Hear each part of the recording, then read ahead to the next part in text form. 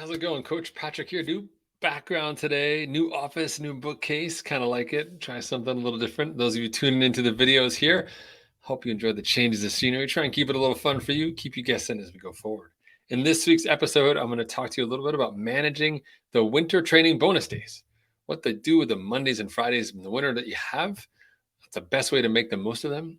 How do you stay on track as an athlete or as a professional, as a family member, someone who's engaged in your community? How to make the most of these extra days to maximize who you are over the course of these winter months, in contrast to what we normally do during the regular season. Now, these bonus days, where do they come from? What am I talking about bonus days? You're like, Monday is not a bonus day. Monday's the worst day. And Friday, like really, by the time it's like 9:01 on Friday and Friday's over. So does it even really count because Friday over? And plus, it's the holidays. Like Fridays are almost always like part of the weekend. It's just one big party, right? Well, I don't know how you roll, but inside Endurance Nation, our winter training program, also known as the OutSeason, is 14 weeks long. And each of those 14 weeks are designed in such a way that our Mondays and Fridays are off, right? We have flexibility in those Mondays and Fridays. What we think about it is the 3-to-2 golden ratio of work. So we do Tuesday, Wednesday, Thursday, and then we do Saturday, Sunday.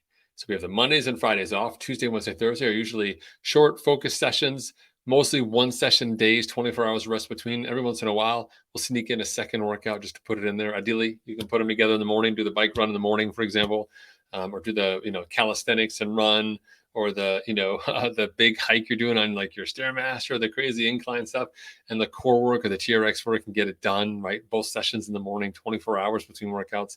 Ideal if you can get it done that way. And then the weekends, things go a little longer. We start moving away from some of that higher intensity work. We do more tempo, zone 2 type work as well. And that's an opportunity for us to add some volume when your schedule really allows it. So we have this sort of juxtaposition of intensity and quality during the week and some of the longer, lower intensity work over the weekend. That combination works really well. But what really supports it and what everyone focuses on is those 3 and the 2, right? But what really supports the success of this week are the 2 days that we have the flexibility on those Mondays and Fridays. There's just no other time during the year when we have so much free time as endurance athletes to stay on track with our training, to stay focused, to continue our progression, but still have 2 days where we have flexibility and choice. More often than not, I get questions from athletes in the season who say, Coach, you just put a 12-week training plan into my account. There's no rest days. What am I supposed to do? Well, I don't know when you need to rest. We're going to figure that out as we go across the time. It's not every Monday. People don't magically need to rest. It's possible that for you, it's every 10th day. Could be every 3rd day. Could be you don't need to rest at all on the bike, but we need to rest more on the run. All of that we can determine as we go forward. But in the wintertime, it's a little different. We don't want to be putting the extreme training load on because we're going to save that for when we're in season. And so we build on these flexibility days where you have opportunities to explore different pathways, different opportunities to get fit or to be focused, but also still know that you're doing the quality work you need to do to emerge from the 14 weeks here in the out season and be strong, be ready to tackle a new year, be ready, advantaged, prepared to be successful just physiologically and mentally, because we've done a great job of balancing that work and recovery. All right. So first and foremost, people say Monday and Friday, like, what am I going to do? Like, just go nuts? Like, it's just 2 days. Plus, Monday's like crazy and busy. Well, what you're missing out on, my friends, is the value of the compounding time. 2 days a week doesn't sound like a lot, but over 14 weeks, that's 28 days. 28 days is a month, for the love of God, right? So when you think about it, it's like a whole month. So if you said, hey, I'm going to start doing some strength training, and coach says, yeah, let's do some functional strength on Monday and Fridays, you'd be like, it's just 2 days. Like, can I do 3 or 4? Listen, 2 days is not only sustainable, 2 days will basically be the equivalent after 3.5 months of 28 days of strength training. That's a lot of strength training. That's pretty darn good for the kickoff to your season. Or if you're doing flexibility work, or if you're doing swimming, or whatever your choice may be. That's 20 days. It's a whole month of that type of work. That's fantastic. It's hard to find that much time to invest in something that's going to pay dividends for your entire season like you do right now in the winter. So in a way, this Monday and Friday is really an opportunity for you as a part of Endurance Nation's program to figure out what areas are going to be the maximum return on your time investment, to reap that, to add that to your sort of repertoire heading into the season. And we'll talk a little bit about those choices in a second, but I just want to let that sink in for a second. 28 days of your choice. It could be 28 days of rest and then focus later. It could be 28 days of just being awesome at work. I have no idea what it is you want to do. It could be 28 nights before staying up super late to watch every episode of whatever your 16 favorite shows are. Awesome. Like, whatever your goals may be, I support them. I want you to still do your 3 and 2, the golden ratio. but I'll give you these 2 other days to do with as you may. All right, super important. The next part here I want to talk about a little bit is how do we make our choices around these 3 days, right? Or 2 days and the blocks we're going to use. How do we actually get into a space where we understand that I'm making a good set of decisions? This is hard. I would like you to, as much as possible, commit to the days, right? So if you're going to do work during these days, then let's pick those days and stick with them. So again, we get that compounding benefit. If you just, every day, every week, you're like, this week I'm going to, kind of roll the dice. I'm like, Yahtzee, like today I rest. And like, oh, now I'm doing CrossFit. And ooh, now I'm in the pool. That's like fun for a diversity of training, but it's not going to be the type of work that really yields tangible benefits or tangible outcomes by the time we're done with the out season. So if you need that flexibility, you need that dynamism in your week, then by all means do it. But otherwise, if you're looking for some of these bigger picture evolutionary changes, you have to really commit. So you can make some changes at the beginning as you settle in and figure out what really works for you and for your schedule, but do keep that in mind. So the first option that I present to you, the one that I think is the most important, is simply rest. And by rest, what I really mean is sleep. This is 2 days a week when you can sleep in, really with no alarm. Sure, work brings its own alarm, right, for you. Although some of you, I've seen you on Zoom, you are totally, you just rolled out of bed. I'm calling you on it right now. Not okay. It's like, just, drink a cup of coffee before you get on, or just pour it on your face before we talk. Really. Seriously, though.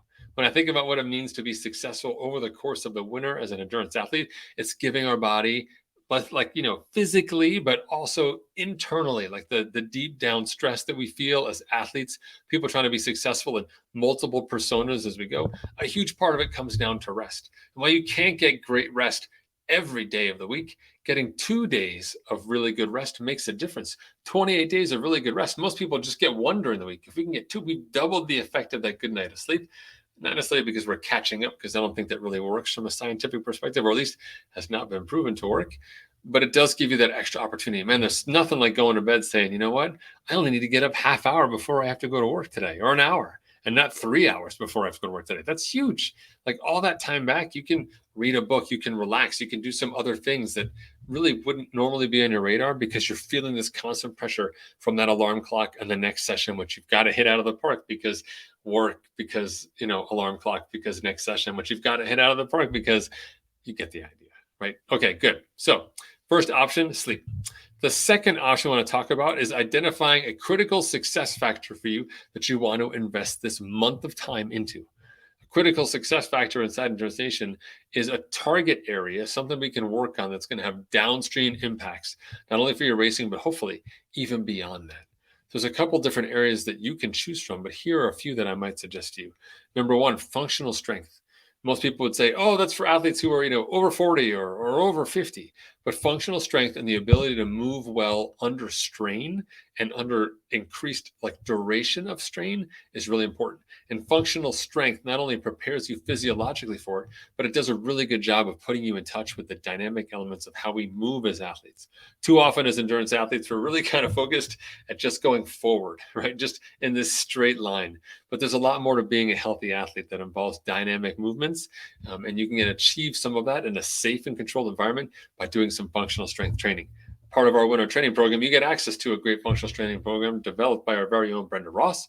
But if you are looking for something, you can always use an app or something different. But the idea being that we take these 2 days and we put in a good routine, like a nice 10, 15-minute kind of easy warm-up, maybe a stationary bike or time on your own bike on trainer. And then we do the functional strength training anywhere from 30 to 45 minutes. There's your hour for the day, totally done. Life is good. Best part about this type of strength training, you don't have to do it in the morning unless you've got constraints geographically.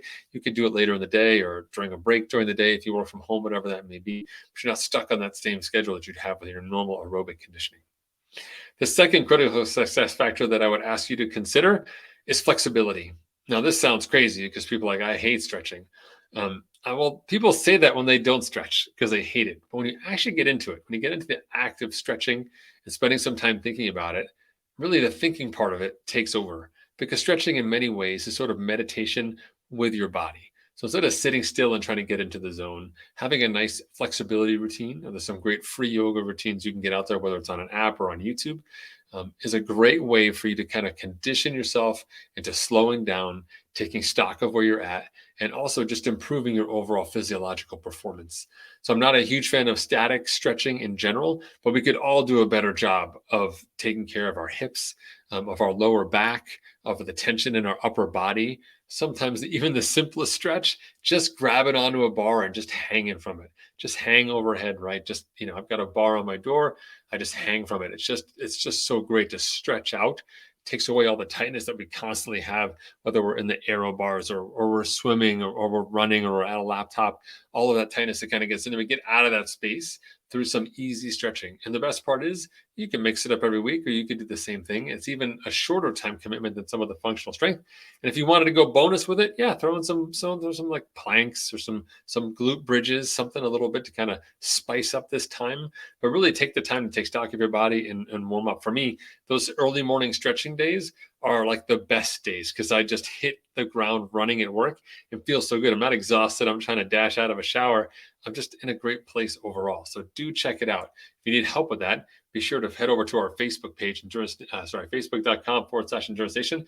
You can ask other members of our team and community there what apps they use, or if there's other practitioners perhaps on YouTube they follow that they would recommend. Okay. The next option that I would ask you to consider, which I think is really important, and it will be the last one in this progression for you multi-sport athletes out there, is swimming. And I put swimming last because we traditionally hate on swimming. That's what we do. No, inside Endurance Nation, really swimming, to get better at swimming, requires a year-round significant commitment. And there's times when it really matters to an athlete and you're ready for it. But otherwise, if your swim is pretty good, you're not unhappy with your swim, and you can use the other 8.5 months a year to work on it and you're fine, then great. Then that's what we do. For those of you who are really compromised from a swimming space, or just concerned being in the water, or just feel unsafe inside the water, or just have so far to go, have missed the swim cutoff before, then investing time swimming in the winter does make a difference. Finding that time on Monday and Friday can be a challenge, but we can always work with your weekly schedule if we need to. But this is a great time to do just that. Spend one day working on technique and skill. And the other side, you can work on, something a little more different. You may work on some of the tempo or race pace swimming that we like to do. You can do high quality swimming and not have that massive impact to your overall physiological state, simply because it's non-weight bearing. Our very own Greg Palmer has created a great swim program for our athletes this winter, which is fantastic. He's a swim coach of more prep school teams than I care to name. There's too many preps in there, but he's done a great job creating this program with a complimentary video that goes along to outline all the different sessions that really will help you keep structure and develop the skills that you need throughout the winter to make sure that you're hitting the season in a great position to continue that forward trajectory with your swim. Put yourself in a position of confidence and good swim fitness right out of the gate. This is really important for those of you who are racing early season events as well and don't have a lot of training time between the end of the out season and the actual race prep period where you'll be getting ready in the water. So I put that third because I do believe that functional strength training and the flexibility trumps your need to swim. And ultimately, on these days, we're really looking for one extra session, not trying to fill it with a bunch of extra work. They're meant to be down days, right? Come on, take it easy, folks. Put the type A, just put it away, right? Just chill out. So overall, in today's episode, we talked a little bit about what you do to manage those bonus days, the Mondays and Fridays inside Endurance Nation. We have our golden mean, what we're looking for athletes, which is 3 days, Tuesday, Wednesday, Thursday of high intensity short sessions. And then Tuesday, Thursday of that medium intensity and medium duration, 90 minutes to 2.5 hours by the end, training sessions. Those are complemented and connected by these Monday, Friday days where we have opportunities to recover, or in the case of today's conversation, identify other areas where you can be successful by investing your time wisely to create the conditions that you need to be healthy and maintain that progression across your entire year. Hope you enjoyed this episode. We'll be back next week with another one. Until then, stay safe out there, folks. Be healthy. Get down there. Do some meditation. You should just check it out. Even if it's just like 10 minutes, really check it out. You might be surprised. I look forward to hearing about it. See you, everybody.